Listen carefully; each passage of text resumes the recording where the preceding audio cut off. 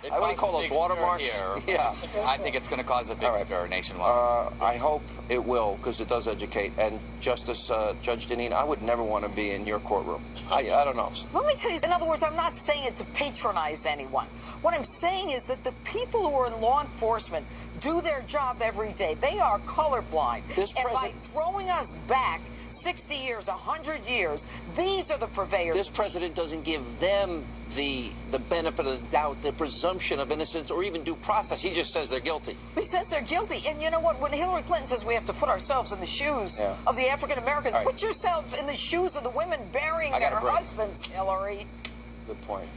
All right, and joining us now here with reaction to all of this, and of course, is 2016 GOP presidential candidate, former Arkansas Governor Mike Huckabee. You know, Governor, one thing I really appreciate that you did is we still have some of the 2016 primary candidates that have not endorsed Donald Trump, and some that are not coming here, and all of them signed a pledge. Is their word meaningless?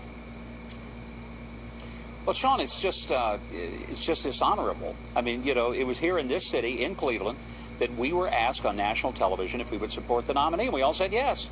Well, either you keep your word or you're a liar. And I hate to be so blunt, but look, I know some folks got their feelings hurt. None of us enjoyed getting defeated. None of us enjoyed being defeated by Donald Trump or anybody else, but that's what happens. We enter this as an election.